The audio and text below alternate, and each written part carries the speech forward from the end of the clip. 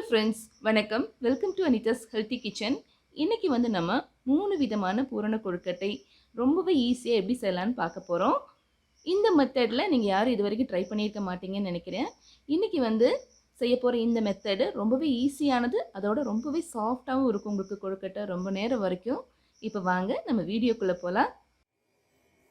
கொழுக்கட்டை செய்கிறதுக்காக நான் வந்து இன்னைக்கு இட்லி அரிசி தான் பயன்படுத்துகிறேன். நான் வந்து ஒரு 2½ கப் இட்லி அரிசி எடுத்திருக்கேன். இதை வந்து 2 தடவை நல்லா அலசிட்டு ஒரு 4லேருந்து 5 மணி நேரம் ஊற வச்சு எடுத்து வச்சுருக்கேன். இப்போ இதை வந்து நம்ம தோசை மாவு பதத்துக்கு மிக்சியில் அரைச்சிக்கலாம். நம்ம மாவை அரைச்சி எடுத்துட்டோம் பாருங்கள். இந்த மாதிரி இருக்கணும் மாவோட கன்சிஸ்டன்சி. இப்போ இதை வந்து நம்ம ஒரு பேனில் சேர்த்துக்கலாம்.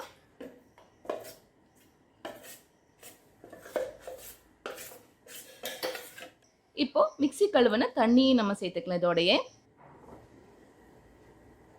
கூடவே மாவுக்கு தேவையான உப்பு இதெல்லாம் சேர்த்து நல்லா கலந்ததுக்கு அப்புறமா தான் நம்ம ஸ்டவ் ஆன் பண்ணணும். இப்போ நல்லா கலந்து எடுத்தாச்சு. இப்போ ஸ்டவ் ஆன் பண்ணிக்கலாம். ஸ்டவ்வை வந்து மிதமான சூட்லேயே வச்சுட்டு தான் நம்ம மாவை வந்து கிளறணும். மாவை வந்து கைவிடாமல் நம்ம கிளறணும். மாவில் கட்டை இருந்ததுன்னா உங்களுக்கு கொழுக்கட்டை வந்து ஷேப் பண்ணும்போது அவ்வளோவா வராது. இப்போ மாவில் கட்டை இல்லாமல் நம்ம நல்லா கிளறிட்டே இருக்க பாருங்கள். மாவு வந்து இந்த மாதிரி விட்டு வர வரைக்கும் நம்ம கிளறணும். இப்போ மாவு வந்து பேன்லேருந்து விட்டு வர ஆரம்பிக்குது. நம்ம ஸ்டவ் ஆஃப் பண்ணிடலாம். இப்போ மாவு வந்து நல்லா சூடாக இருக்குது. இந்த டைமில் நம்மளால் கொழுக்கட்டை பிடிக்க முடியாது. மாவு வந்து இளம் சூட்டுக்கு வரும்போது தான் நம்ம கையால் இந்த ஷேப் பண்ண முடியும். இப்போ மாவை வந்து நம்ம ஆற விட்டுடலாம். மாவு வந்து ஓரளவுக்கு சூடாகிறதுக்குள்ளே நம்ம பூரணம்லாம் ரெடி பண்ணிடலாம். ஃபஸ்ட்டு வந்து நம்ம செய்ய போகிறது கடலைப்பருப்பை வச்சு பூரணம் செய்ய போகிறோம். கடலைப்பருப்பை வந்து நான் ஏற்கனவே ஊற வச்சு எடுத்து வச்சுருக்கேன். கடலைப்பருப்பு 1/2 கப்பு கடலைப்பருப்பு எடுத்திருக்கேன். இதை வந்து 2 தடவை அலசிட்டு ஒரு 2 மணி நேரம் ஊற வச்சு எடுத்து வச்சுருக்கேன். கடலைப்பருப்பு வந்து இந்த மாதிரி ஊறினதுக்கு அப்புறமா நம்ம ஒரு 10 நிமிஷம் நல்லா வேக வச்சு எடுத்து வச்சுக்கலாம். கடலைப்பருப்பு வந்து ரொம்ப மசியக்கூடாது, ஓரளவுக்கு தான் வெந்திருக்கணும். இப்போ 10 நிமிஷம் குக் ஆனதுக்கப்புறமா கடலைப்பருப்பு இப்படி கையில் எடுத்து பார்க்கும்போது கடலைப்பருப்பு வந்து இந்த உடையுது பாருங்கள். இதுதான் இதோட பக்குவம். இப்போ நம்ம ஸ்டவ் ஆஃப் பண்ணிடலாம். இப்போ நம்ம வேக வச்சு எடுத்த கடலைப்பருப்பை வந்து நம்ம வடிகட்டிடலாம். தண்ணியை நல்லா வடிகட்டிட்டு ஒரு மிக்சி ஜாரில் சேர்த்துக்கலாம். இப்போ கடலைப்பருப்பை வந்து நம்ம வந்து கொஞ்சம் அரைச்சிக்க போகிறோம்.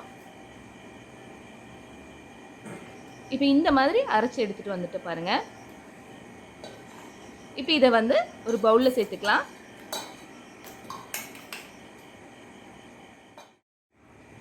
இப்போ இது கூடவே நான் வந்து தேங்காய் சேர்த்துக்க போகிறேன். தேங்காய் வந்து ஒரு 1/2 கப்பு போல் எடுத்துக்கலாம். கொஞ்சமாக ஏலக்காய் தூள், அதோட நாட்டு சர்க்கரை சேர்த்துருக்கேன். நாட்டு சர்க்கரை வந்து நம்ம 1/2 கப்புக்கு கொஞ்சம் அதிகமாக எடுத்தால் தான் இதோட சரியாக இருக்கும். இப்போ இதெல்லாம் சேர்த்து நல்லா மிக்ஸ் பண்ணிக்கலாம்.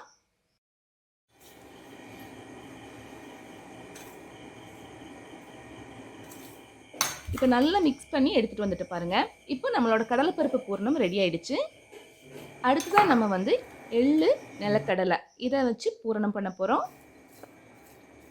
ஃபஸ்ட்டு நம்ம எள்ளை வந்து வறுத்துக்கலாம். 2 டேபிள் ஸ்பூன் எள்ளு எடுத்திருக்கேன். இதை வந்து நல்லா வறுத்துக்கலாம்.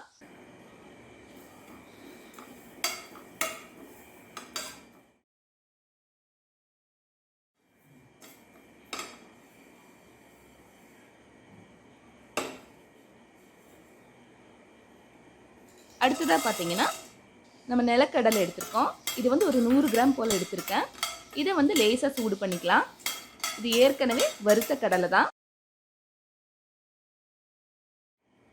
இப்போது இந்த பூரணத்துக்கு தேவையான தேங்காய் சேர்த்துக்கலாம். தேங்காவையும் அதோட மாய்ஸ்சர் போகிற வரைக்கும் நம்ம வறுத்துக்கலாம். ஒரு 1/2 கப் போல் தேங்காய் எடுத்திருக்கேன்.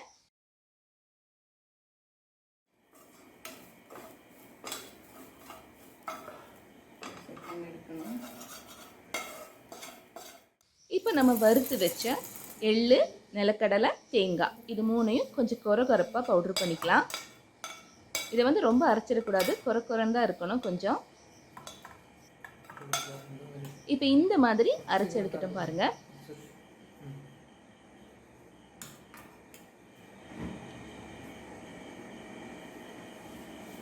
இப்போ இதோடையே பார்த்தீங்கன்னா நாட்டு சர்க்கரையும் சேர்த்துக்கலாம். நாட்டு சர்க்கரை வந்து 1/2 கப்புக்கு கொஞ்சம் அதிகமாக எடுத்திருக்கேன்னா.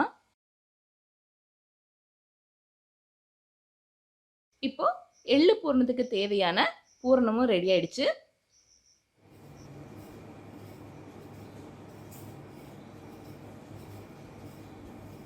இப்போ கொழுக்கட்டை மாவு ஓரளவுக்கு சூடாறி இளஞ்சூட்டில் இருக்குது. இந்த டைமில் நம்ம கொழுக்கட்டை செய்ய ஆரம்பிச்சிடலாம். இப்போ கையால் இந்த மாதிரி மாவை வச்சு ஒரு ஷேப் பண்ணணும். பவுல் ஷேப்புக்கு கொண்டு வந்துடணும். நமக்கு வந்து ரொம்ப ஈஸியாக இது வந்துடும். வேணா கையில் நீங்கள் தேங்காய் எண்ணெயோ நெய்யோ தடவிக்கலாம். இப்போ இதில் வந்து நம்ம எடுத்து வச்ச கடலைப்பருப்பு பூரணத்தை முதல்ல சேர்த்துக்கலாம்.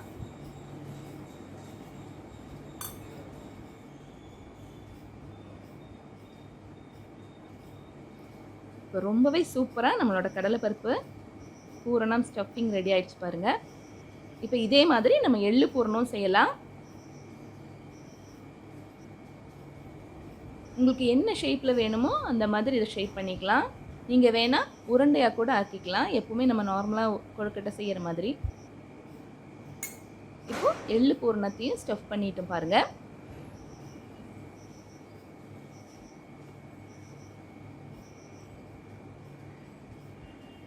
இப்போது எள்ளு பூரண கொழுக்கட்டை மாவும் ரெடி ஆயிடுச்சு.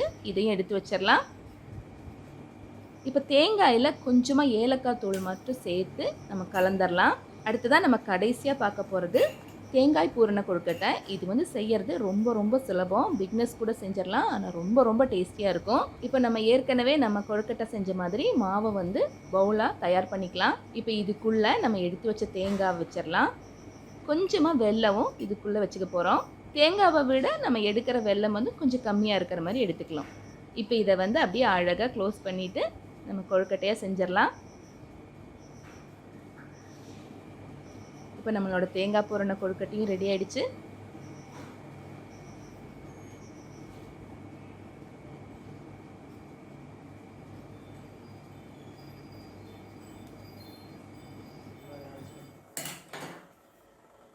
இப்போ ஏற்கனவே நான் இட்லி பாத்திரத்தில் தண்ணியை வந்து சூடு பண்ண வச்சுருக்கேன்.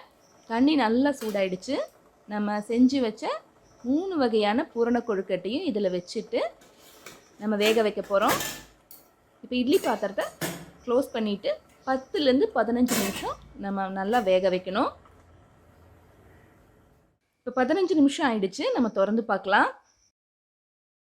இப்போ ரொம்பவே சூப்பராக நம்மளோட கொழுக்கட்டையெல்லாம் ரெடி ஆயிடுச்சு. கொழுக்கட்டையெல்லாம் ஒன்று கூட விரிசல் இல்லாமல் ரொம்பவே நல்லா வெந்து வந்திருக்கு பாருங்கள். இந்த கொழுக்கட்டை உங்களுக்கு ரொம்ப நேரம் வரைக்கும் சாஃப்டாகவும் இருக்கும். பிக்னஸ் கூட ரொம்ப சுலபமாக செய்கிற மாதிரி 3 விதமான பூரண கொழுக்கட்டை நம்ம பார்த்தோம். இந்த விநாயகர் சதுர்த்திக்கு நீங்களும் இந்த மாதிரி செஞ்சு பாருங்கள். செஞ்சு பார்த்துட்டு உங்களோட கமெண்ட்ஸ் அனுப்புங்க. நம்ம கடைசியாக செஞ்ச அந்த தேங்காய் பூரண கொழுக்கட்டை ரொம்ப ரொம்ப ஈஸி. அதே நேரத்தில் ரொம்ப ரொம்ப டேஸ்டியாகவும் இருக்கும். பிக்னஸ் கண்டிப்பாக அதை ட்ரை பண்ணலாம். இந்த ரெசிபி உங்களுக்கு பிடிச்சிருந்தா லைக் பண்ணுங்கள். அதோட மறக்காமல் சப்ஸ்கிரைப் பண்ணுங்கள்.